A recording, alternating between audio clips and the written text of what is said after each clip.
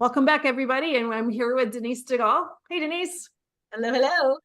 And we are talking about the six keys to successful leadership and why they work. And number one was regular exercise, not just exercise, but something that's regular. You do it all the time. And so number two, what is number two? Okay, number two. Okay, so everybody who knows me, who's listened to me before, knows what I'm going to say. Okay, number two, the second key to successful leadership is balanced nutrition, AKA eat real food. Yay. You know, I was going to say it.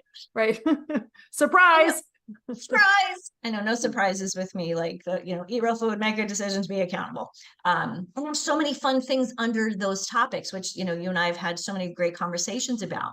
So why does this work? And yes, when I talk about eat real food, I'm really talking about a balanced nutrition, or if you have to use the D word, a balanced diet. And why is that important? Why does that work for leaders? Maintaining that your physical health, your mental clarity, your patience, all of that is directly impacted by the foods that you eat because it impacts your energy level, your mood, and your productivity. We know that when we eat well, we feel well. If we feel well, we exercise more. If we exercise more, we sleep well. All of those things, that all of those pieces to a healthy lifestyle are essential, especially for leaders. If, a leader isn't eating well and gaining weight, people see that. People look at that person. If you're looking to somebody as a role model and they're not doing the things to keep healthy and to keep on top of their game, how are people going to be able to follow them if they're not at the top of their game? And of course, our real foods, boost all of the things that we want: cognitive function, immune system, all of those things. It's if you compare this to regular exercise in a busy schedule, almost I think that the regular exercise might be easier than eating real food, because you can get your calendar set, you can go and you can go to the gym, you can do whatever, go for a walk, you can do whatever those things are. But once you're in the busy day, and it's easy to grab something because you didn't take the time to prep your food, and it's easy just to grab lunch with somebody. Or if you're in a position where you have to, I was recently at a convention in South Florida a few weeks ago, and I was talking to one of the vendors, and he was saying how difficult it was to eat well because he's on the road a lot in his position, and his job is to have lunch with all of us in the field. And so because he doesn't take the time to exercise, and he's eating lunch out, which you can make healthy choices, but you also have to look at portion control and things of that sort. How much are you expending for calorie intake, calorie outtake, right? So it was just very difficult, and it's so easy not to eat well during the day, and then you can't make up for it in the night. No, and we always say, you can't out exercise a bad diet. This is definitely something that you can't out exercise a bad diet. And that's what so many people do, is they think, oh, I didn't eat really good yesterday, so I'll spend an hour on the treadmill tomorrow. It doesn't work that way. It's funny that you talk about this colleague that you met down at that conference, because I remember when I went from working in the restaurant business to this is a great transition, working in the restaurant business to being a pharmaceutical rep and driving around in a car to OBGYN's offices in northern New Jersey, eating a lot of lunches, bringing a lot of donuts. It was really hard. Like, my whole life changed when I started working with the pharmaceutical company, because one, I wasn't moving as much as I was when I was working in the food industry or in the restaurant.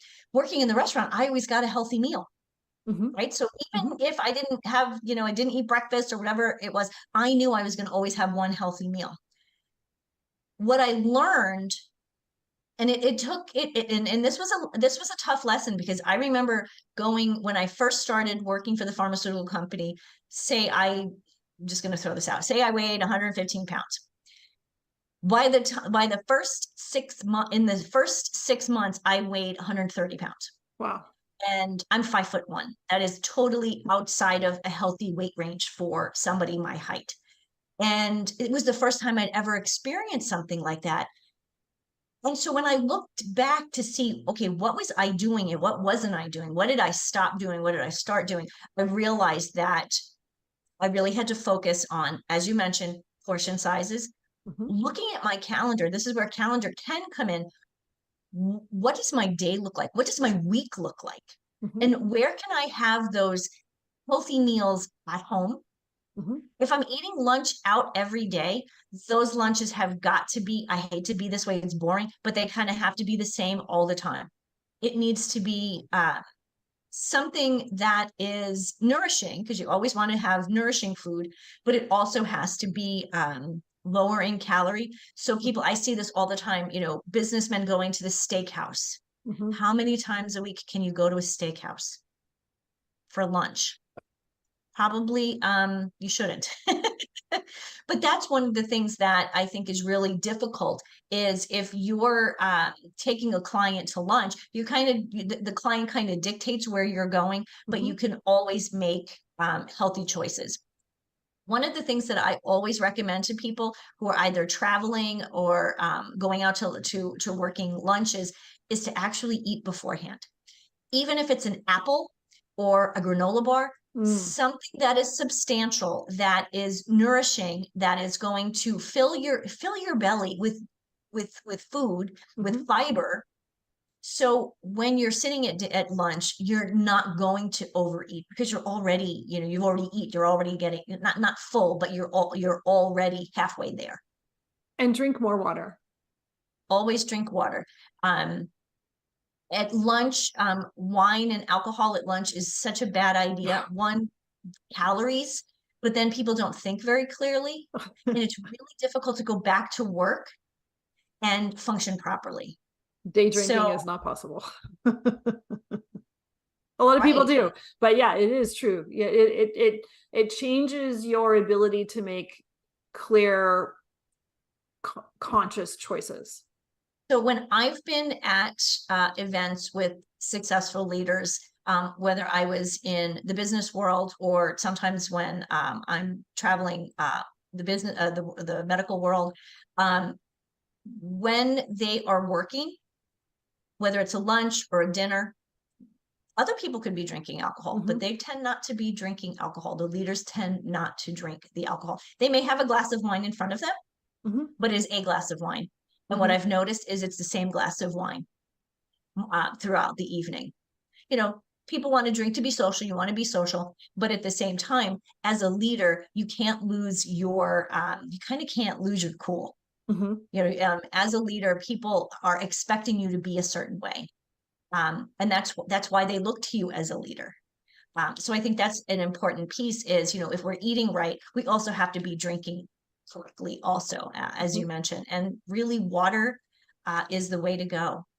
Make it fun. I actually, a lot of times I'll have a club soda or a seltzer with a piece of lime. Nobody knows it's seltzer. They don't know that there's, no alcohol in it. They don't need to know. Right. But I know that I can 100% still be on my game. And so can we talk about meal planning quickly? Of course. One of my favorite things. Because the ability to meal plan, or the ability to look at your week before the week starts. And I watch my kids do this. They actually on Saturday or Sunday, they're making food for their whole week so that they don't have to make decisions during the day while they're at work. And it makes so much sense. Your kids, that's awesome. I know, my kids are fantastic. That is so awesome. Yes, meal planning is life-changing.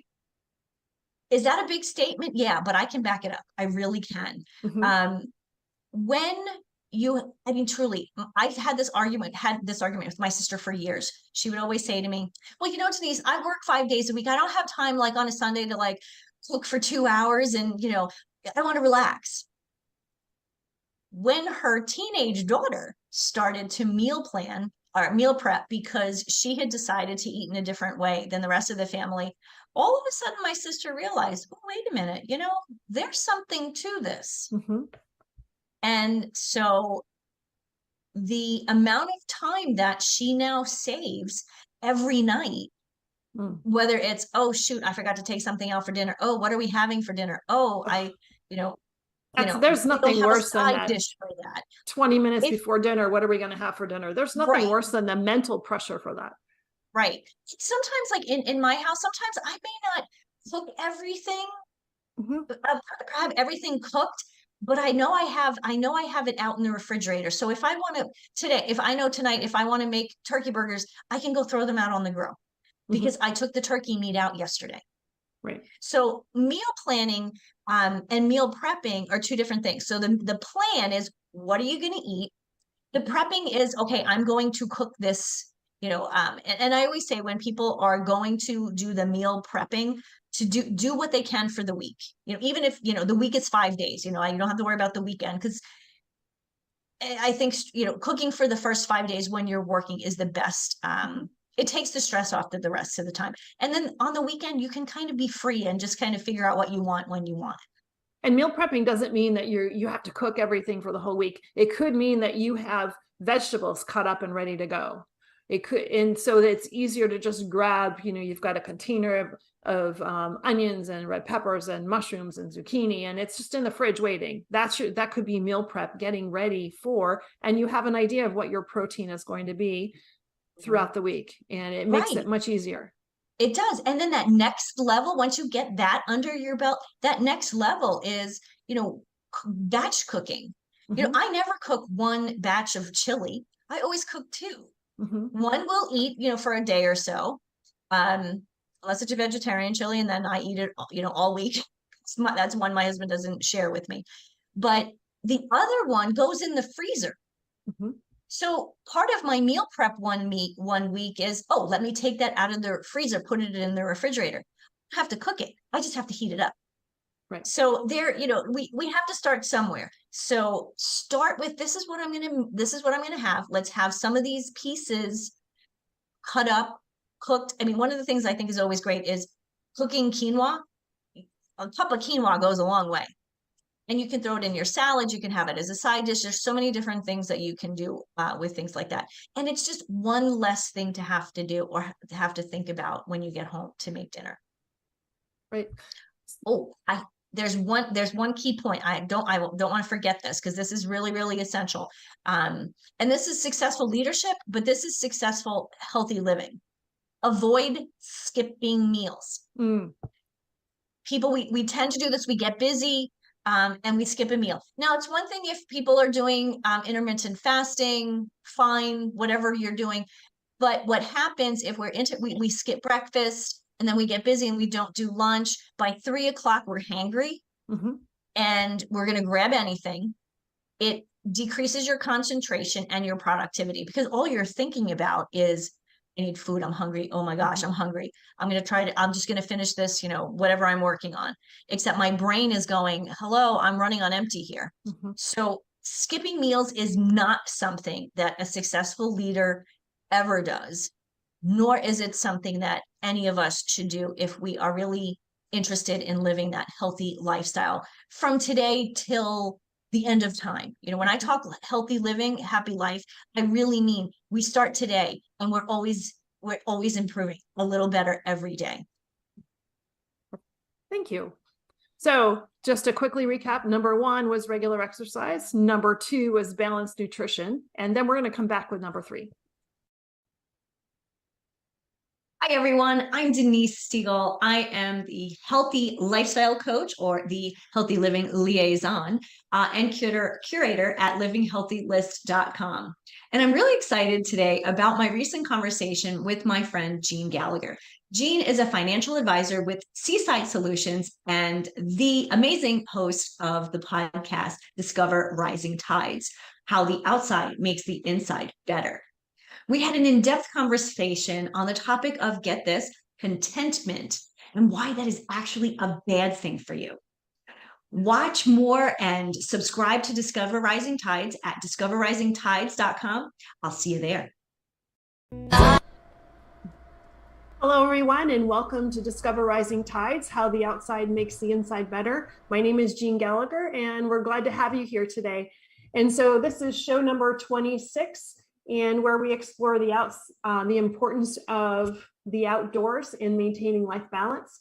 Through the series, we'll be talking with women business owners to understand the journey. And we'll also, as always, to be hearing from Lynn Schuessler-Williams, author, coach, and on her segment, Rising Up. But first, I'm excited to introduce Jill Foos. Hi, Jill.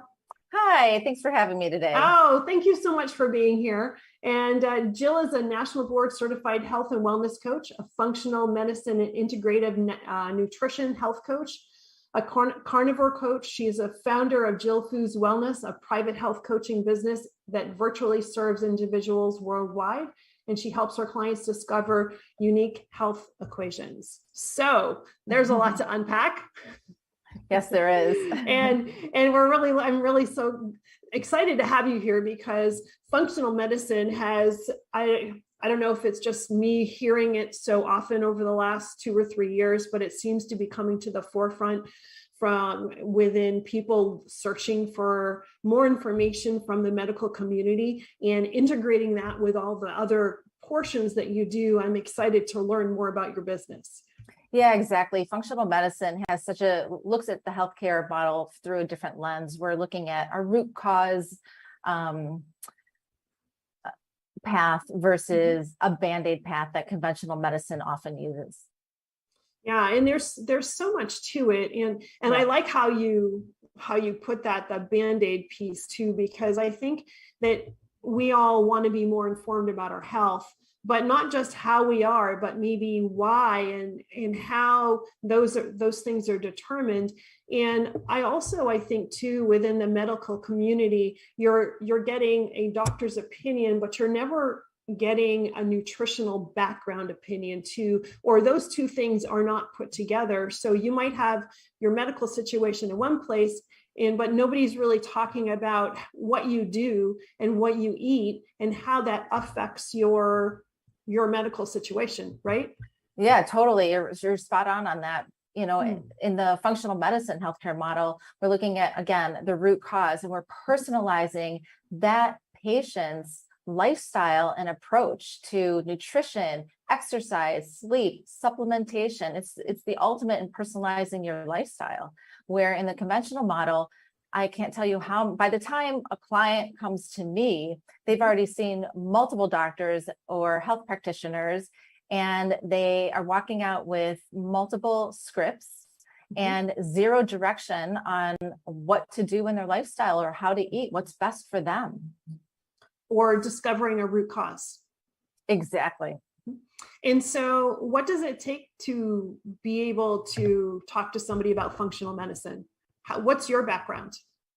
Well, my background is I've always been into a healthy lifestyle ever since I was about 16 years old, and just more about self-discovery, not feeling good, not really understanding why at that point. There wasn't a whole lot of information out there for us at that many years ago. But slowly just gathering more data on how to better optimize my own personal health, which is what led me down the journey to help others. So what did that take for me? Many years of research, a lot of years of experimenting in different nutritional therapy, ways of eating. So from vegan, vegetarianism to paleo, keto, now I'm actually a carnivore. So just experimenting on myself, and then finally getting my own healthcare into the hands of a very knowledgeable functional medicine doctor in my town, who helped me gather data about myself, whether it's blood work, micronutrient testing, genetic testing, just always gathering nutrition. So there's a saying in the functional medicine healthcare model: test, don't guess. So just gather all that data and make sure you are doing what you need to do to help optimize your own health and wellness journey. So how does that start? So what directs a client to a functional medicine person, is it, they're not usually directed from their primary care physician, right? It is Definitely not. Never. There maybe from an alternative medicine person, right? So maybe from a chiropractor or an acupuncturist or something of that sort, correct? Or what brings clients to you? There's one piece of the question, and then I really want to talk about the diet piece as well too. So yeah. So by the time, like I said, by the time someone gets to me, they've seen multiple conventional medical doctors or practitioners, and they're just frustrated. They're frustrated that after 10 and 15 years, they still haven't gotten anywhere. They still don't feel how they want to feel. And now perhaps maybe they're in midlife.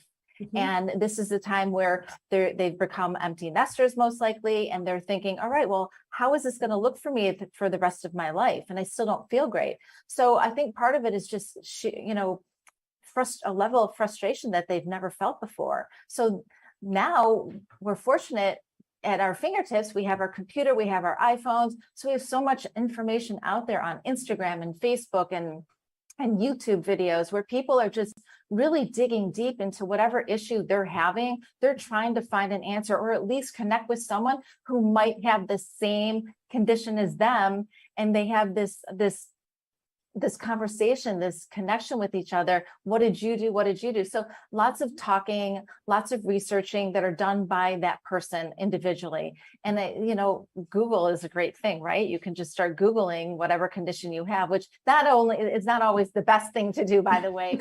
Sometimes you think you're going to die. Exactly. However, sometimes that leads to somewhere that can help you or open up another door for you. So most people that come to me have never even heard of functional or integrative medicine. They don't even know what it is. They're just looking for help.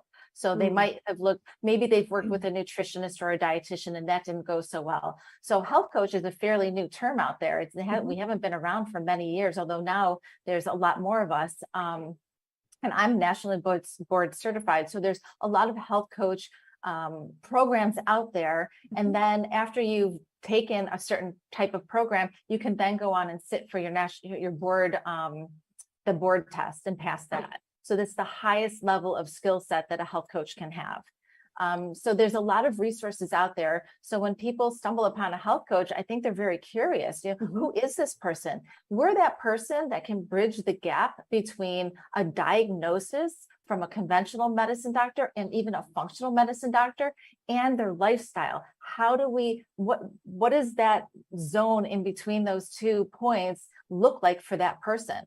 And then help them integrate a plan, but also engage in that plan, and that coaching piece will hopefully keep them on track.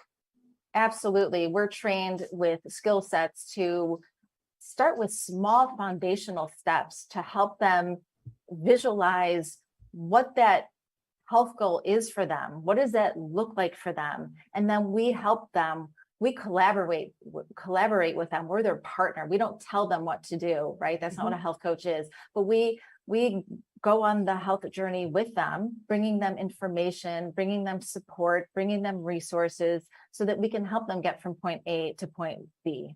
And so what do you find that people are, what's most common for people? Is there, I don't even know if this is a question. What's most common for people that they're problems that they're having that direct them to you or to a health coach? Is there a lot of commonality that comes in with that or no? Well, lots of health coaches work within niches. My niche is working with middle-aged men and women. So people going through that midlife area, for women, it's that menopausal life. For men, it's their andropause. So what is that? What is andropause? It's like the male version of menopause, right? So for me, a lot of women are coming because they've gained a lot of weight at that point. They've gained weight, they have brain fog, they aren't sleeping as well, they don't have the energy, the libido. There's a lot of things that come with that menopausal shift. And so I help navigate that path with them. That might mean working within their healthcare insurance, right? Because functional medicine is often cash pay. So maybe it's helping educate them on how to have a deeper, more comprehensive conversation with their primary care physician about getting different blood work taken, opening their partnership up to different ideas about how to solve certain conditions or certain issues that they're having, right? Looking at it from a different perspective. And some doctors in the conventional model are very open to that, while others might not be. If that doctor isn't open to change or doing a deeper dive into blood work, then I help them navigate towards a functional medicine doctor that's going to be a better partner for them on their journey. Yeah, and blood work has really been almost a buzzword lately. People are learning how important it is to have blood work. And I know for me personally, a few years ago, it wasn't a whole lot of blood work that happened, but lately, it is the norm to be able to understand where things are within your panels and how does that affect other issues that you might be having. Exactly. And in the conventional healthcare model, that blood work is not complete. So it's almost like reading a five chapters in a 10-chapter book. You're just not getting the full story of your patient. And so in the functional medicine healthcare model, we are looking at a deep dive and covering all the bases and collecting that full story so that we can make a better assessment. So a health coach can come in and say, have a conversation with their doctor and learn what's going on and help guide this patient and client on a path that's more conducive to reaching their health goals, whether it's weight loss. I work with a lot of women going through menopause who are losing their hair. So that's something that can be very frustrating and horrifying all at the same time. And women are, again, they're gaining that weight, they're not getting the sleep. So when they don't get the sleep and they go to the doctor often gives them a sleeping pill, right? And then they're maybe a little depressed and having some anxiety. So then they get an anti-anxiety pill or antidepressant. Then there's a culmination of all these pharmaceuticals, right? When they're in functional medicine, looking through that lens, it's completely different. There's always a place for pharmaceuticals, but that's not going to be the main place that a functional medicine doctor goes. So for instance, in the sleep analogy, because I think that's what a lot of people can understand or relate to, how does that lens change on the functional side? What are you looking for? And we're not here to give medical advice, but just curious, right? So just kind of throw that disclosure out there. This is not medical advice. It is just an exploration of a conversation. But how does the functional medicine piece change that conversation? Well, when it comes to sleep, we want to look at stress, right? Because when you're really stressed out, your cortisol levels are really high all day. And that's not the purpose of cortisol. Cortisol is supposed to rise in the early morning to wake us up. And then by the late afternoon or early evening, it's supposed to be going down. But that's not always the case, because now people are stressed all the time. And they're not doing the things they need to do to reduce that stress. So a health coach can come in and offer resources. Maybe there's a meditation apps that this person can start using, or yoga, or is that person even exercising? Does that person need to even just get out in the fresh air and take a fresh air walk and clear their head? What are things that we can do to start looking at the stress component that directly relates to the sleep? And then we also look at sleep hygiene, right? What is their room environment? Are they eating too close to bedtime, right? We want to wait 3 hours before we go to bed on an empty stomach. We don't want to go to bed an hour after we've just eaten a large meal. We want to look at how is the room set up? Is it cool? Is it dark? Is there a TV in there? Are they on their screens at night? So lots of things about the sleep hygiene that a health coach can work with on their clients. Yeah, so it is. There are so many components that need to be addressed before pharmaceuticals come into the picture. Right. And maybe sometimes they're not even needed. Right. And one of the things I do for my clients is what's called a micronutrient test. So all of my clients take a micronutrient test, which is a blood test. And what it looks at is on a cellular level, that person's micronutrient deficiencies, meaning are they deficient in vitamins, minerals, amino acids? And what does that look like? Because a lot of times, what I say is you're only as healthy as your mitochondria. Your mitochondria are those powerhouses in the cell that convert your food to energy, to ATP, which is our energy currency, right? So if your cells are not absorbing nutrients correctly and they're not converting the nutrients into energy, all of the systems in your body are not going to work optimally. So it's looking at the sleep pattern, the sleep hygiene, it's looking at micronutrient deficiencies, and that would personalize someone's supplementation. So it's looking at their nutrition, right? What type of diet are they eating? So looking at all these different factors, all are connected and have an effect on sleep and exercise and energy and libido and brain function and all of those things. And they all need to be individualized, because what's right for one person is going to be different for another. 100%.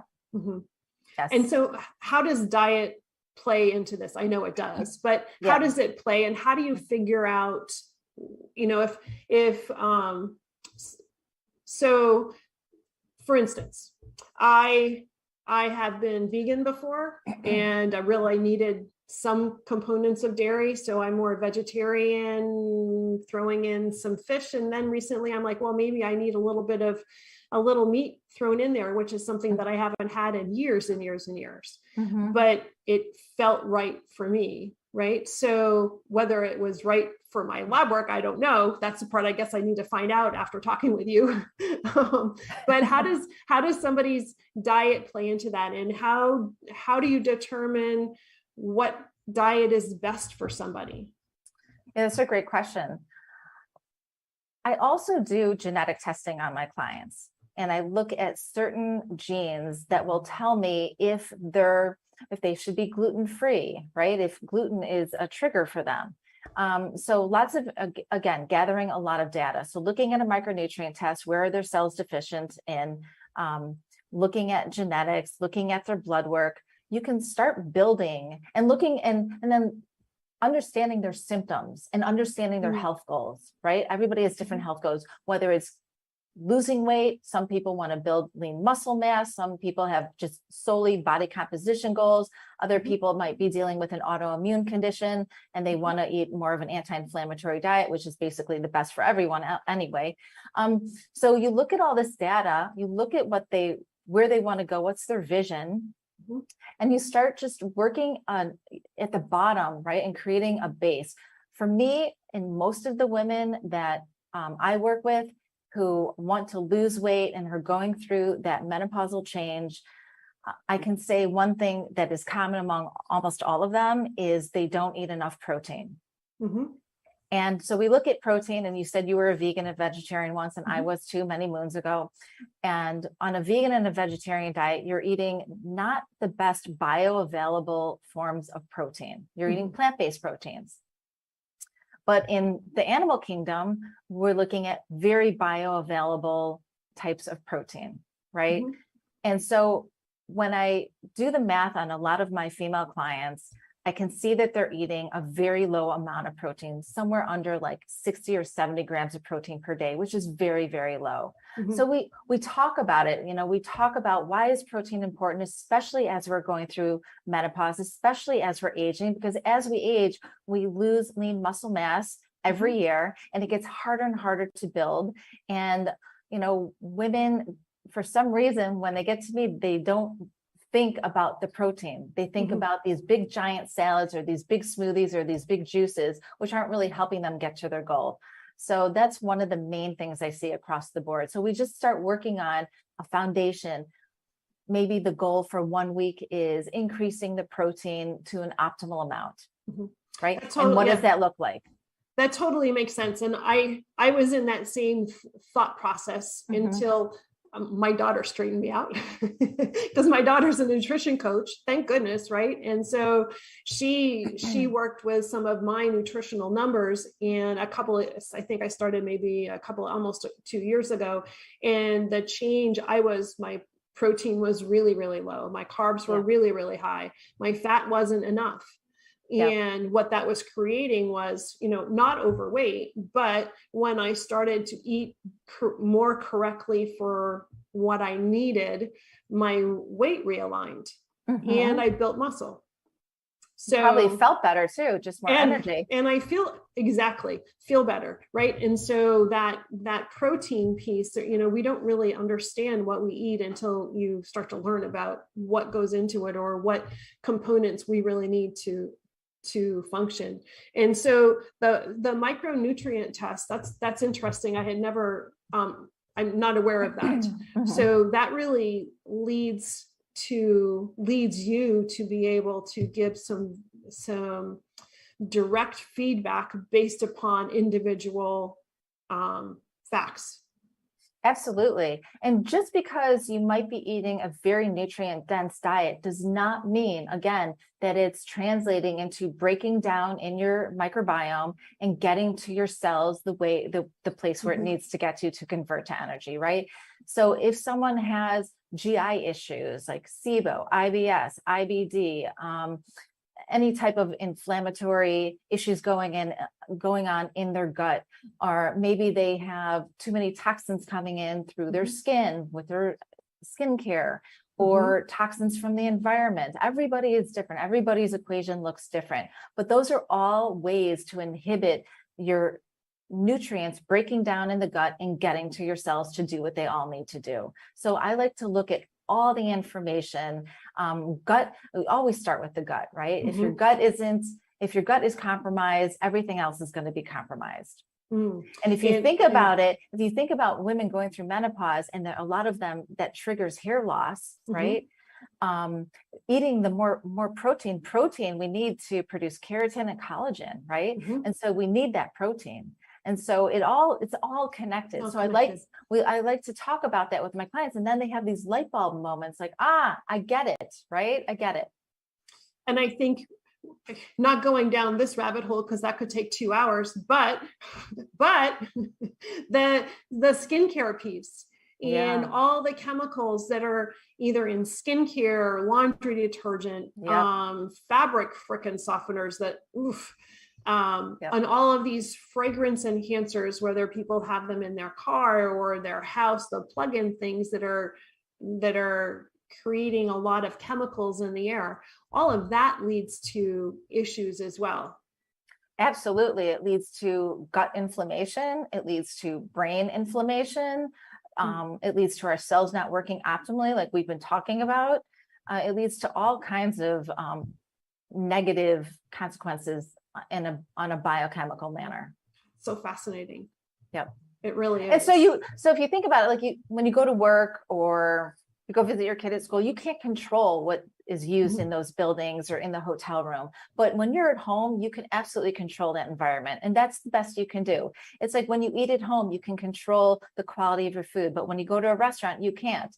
And so do the best you can at home so that when you go out, you have a really good foundation. Yeah. And so many companies that are creating products, they're not necessarily creating products that are better for us. They're creating products that are going to make money, that are going to sell. Absolutely. And so I would think, are you part of the coaching process is to help direct people to products and solutions that are better for them to hit their goals too? Absolutely. Because again, I work with so many women with hair loss. And so we always talk about what are you putting on your skin? These are all endocrine disruptors, right? They're disrupting the way your hormones talk to each other. So we're always talking about skincare, laundry, detergents, household items. And that affects hair loss. Absolutely. Because if your hormones are not balanced, that's going to affect your hair as well, right? Yeah. And so if we go back to the micronutrient test, if your cells are not working optimally and making that ATP, that energy currency, well, it takes a lot of energy to grow hair. So if you only have a limited amount of energy in your cells, your body is really smart. It wants to keep you alive, but it's going to say, all right, well, we only have X amount of energy. and we have all these jobs to do. What don't we need? Well, you don't need hair. You don't need hair to survive. Mm-hmm. And so that's going to be shut off. Interesting. Wow, that's fascinating. Yeah. And so how do people, so what's the best way for people find you, right? They'll find people like you to help initiate some of these proper tests. Am I wording that correctly? What I would suggest to people is, if you have a health condition, or if you have an autoimmune disorder, or if you have Lyme disease, there's health coaches out there for every niche out there. And you should Google what your condition is and health coach, right? So you'll get closer to that person who specializes in what you need. For me, I specialize in women and men going through middle age, and especially with hair loss and weight loss. So when people find me, that's what they're looking for. But that's also what I put out on social media, on my Instagram, my YouTube, my Facebook, all my podcasts. Everything centers around those topics. So that's usually how people find me as well. And so, kind of the cart before the horse, or now it's time to ask the other question. What really drove you? Were things that happened for you personally, trying to find your medical journey, was what drove you to where you are today? How did you find yourself here? Absolutely. So I had a partial thyroidectomy about 25 years ago.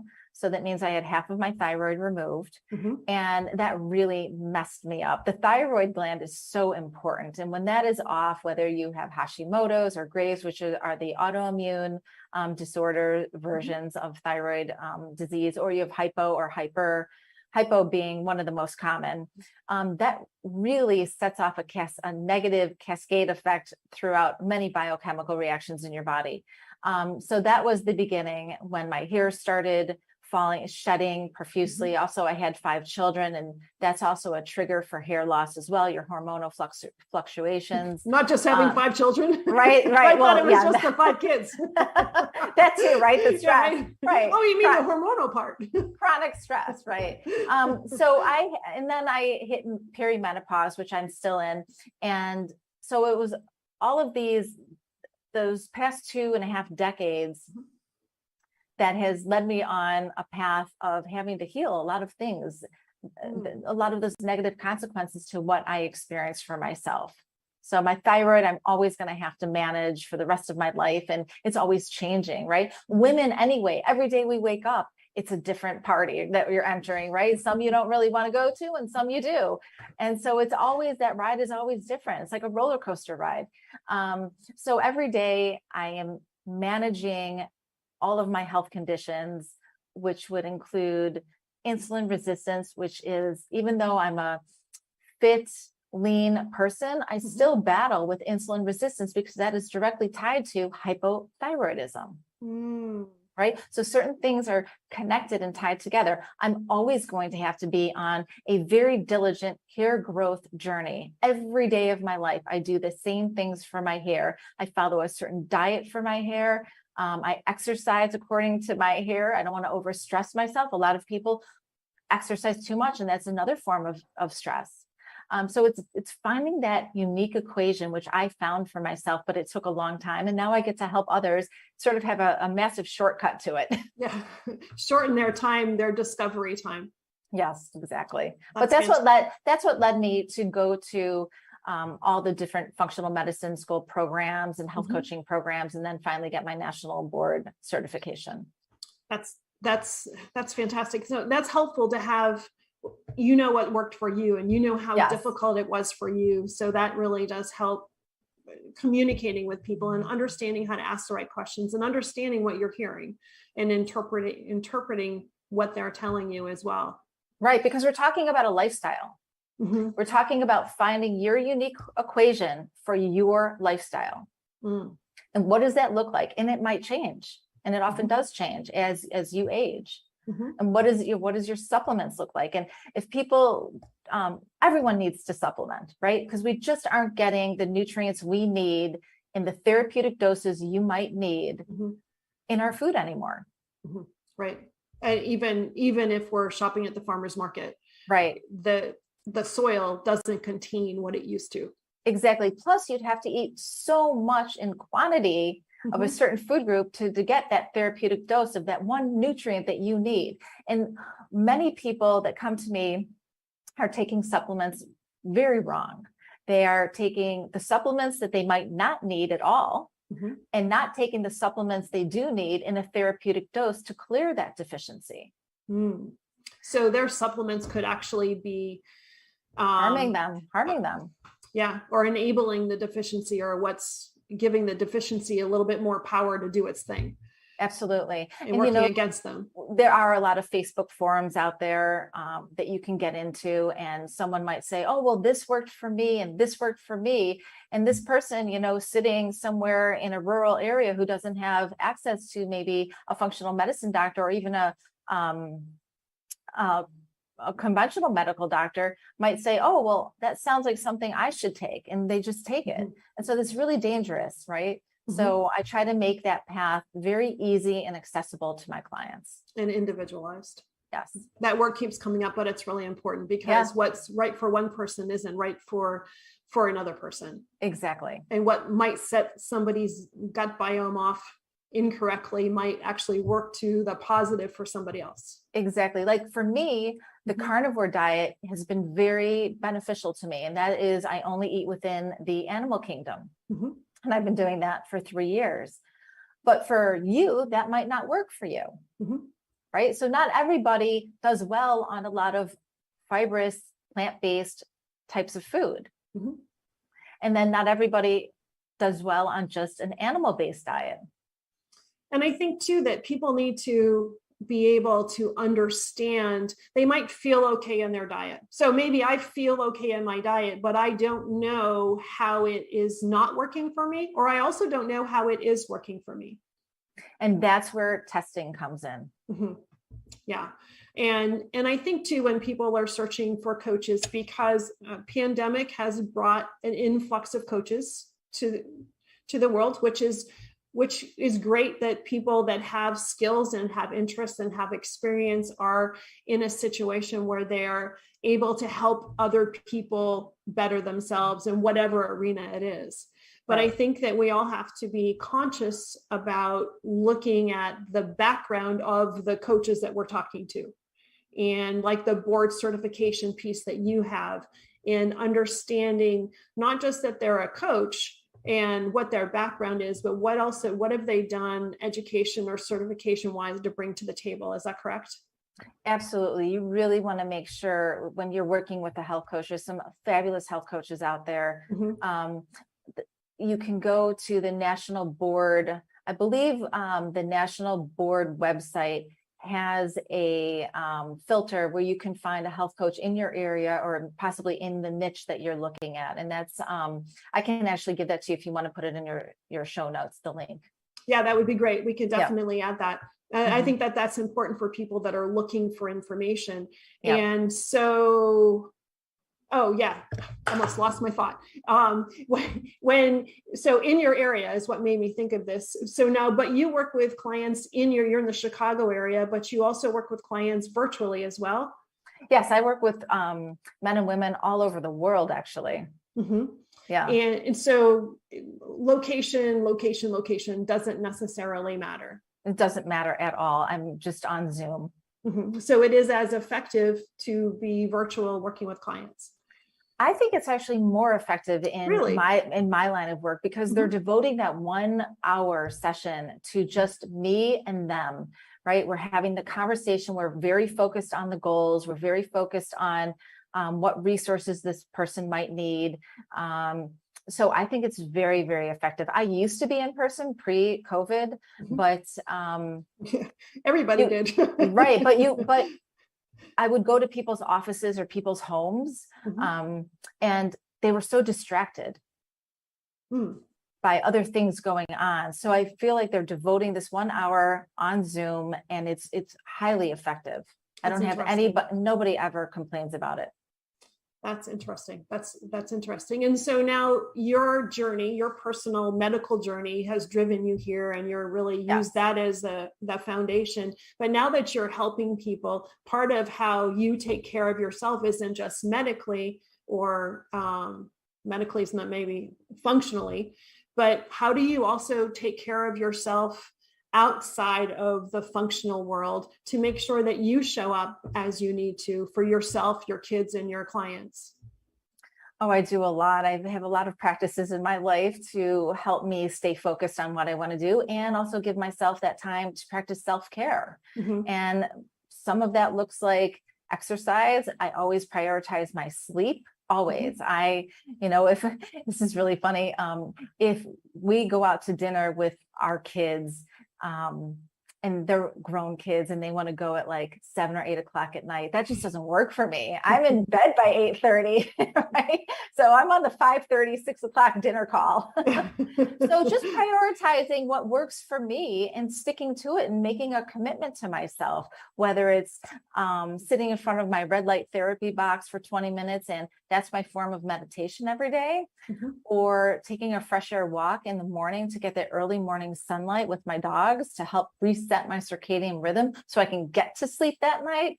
So always prioritizing eating enough protein throughout the day. So there's a lot of things that I put into play to make sure that I can show up for my clients, show up for myself, show up for my loved ones around me, and be focused. It's important, because a lot of people that are in any sort of giving career, it's easy to not take care of yourself. That is very true. Because you're empowered to take care of others.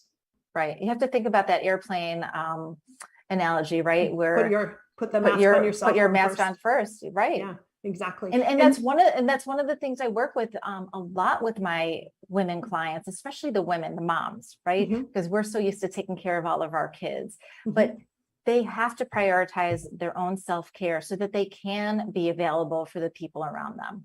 And that is a mind shift, and that takes a bit of practice. And so how does the outdoors fit into all of this for you? So I touched on taking those fresh air walks in the morning. So when you wake up in the morning, one of the first weekly goals I help my clients look at is getting outside for 15 to 20 minutes every morning early. And getting that sunlight, even if it's a hazy day, you're still going to capture some of that full spectrum light. And that, and not wearing your sunglasses, and getting out there and having the sunlight hit your eyes, and your eyes are sending trillions of messages to your cells. There's a lot of biochemical reactions. So that is really important. But one of the most important of that is it's suppressing your melatonin production. And it helps raise your cortisol. And we want that cortisol to be up in the morning so we have energy and we can go do all the things we need to do. And suppressing that melatonin is also at the same time going to help increase your serotonin. And that serotonin is that feel-good neurotransmitter. So in the evening, that serotonin is going to convert to melatonin. And that melatonin is going to go up and the cortisol is going to come down, and you're going to sleep better.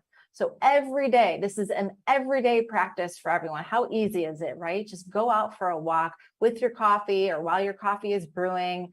I have a lot of women with thyroid conditions. And so when you take your thyroid meds, you have to wait 30 to 60 minutes before you can even have coffee. So it's like the perfect time, right? You can't have food and you can't have your coffee. Go and take your fresh air walk.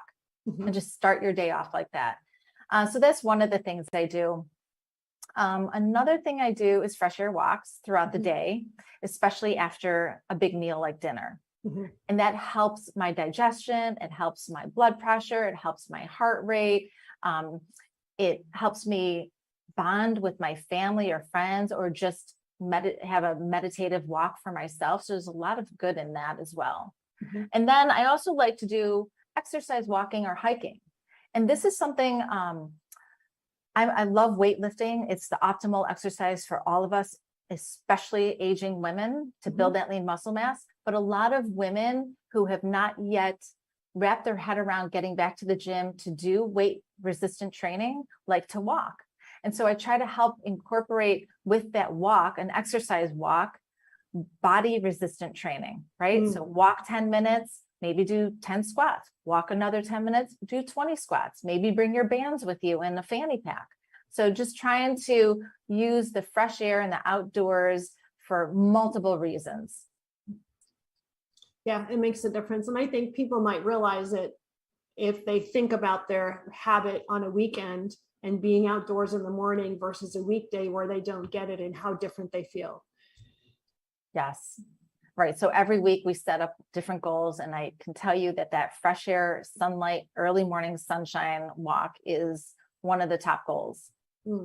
That's fantastic. Yeah. Jill, this has been wonderful. I really appreciate your time, and I'd love to, in the future, maybe get back together and take a deeper dive into some of the subjects if there's anything that people would like to hear about or get more information on. This has been incredibly informative, and so tell people how they can get in touch with you. So my website is Jill Foos Wellness. So they can go to that. And then there's a submission form if they ever wanted a free 30-minute consultation call. I always offer those. On Instagram, it's Jill Foos Wellness, as well as on Facebook, Jill Foos Wellness. I'm constantly posting meal ideas, what supplements, how supplements might be directly impacting hair loss or hair growth. I'm always putting out there to prioritize protein and what that might look like for them, how to figure out what those macros might look like for them as well. So lots of great information. I also have my own podcast as well called the Health Trip Podcast with Jill Foos. And I feature functional medicine doctors in different niches. So there might be someone on stress reduction, men's health, women's hormones, all hair loss, red light therapy. You name it, it's on there. So those are all the ways that people can find me. That's great. I'll make sure that I pass that on to my daughter and the group that she works with as well. That'll be super helpful. Oh, great. So, thank you. Yeah, thanks again. And I look forward to us chatting another time. Absolutely. Thank you so much. Thank you so much for listening today. Today's show is sponsored by Seaside Solutions, my financial services company.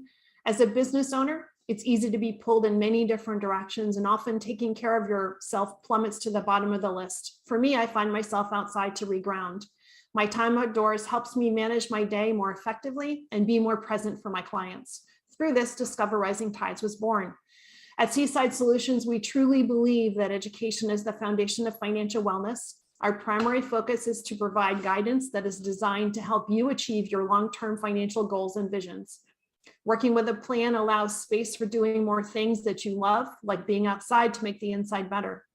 If I can help you create or realign your plan, or if you would like to be added to my weekly newsletter, please let me know. This week's topic was 5 ways to set more achievable goals. Your referral means the big, beautiful world to me, and if I can help, please let me know. And thank you so much for listening, and see you next time.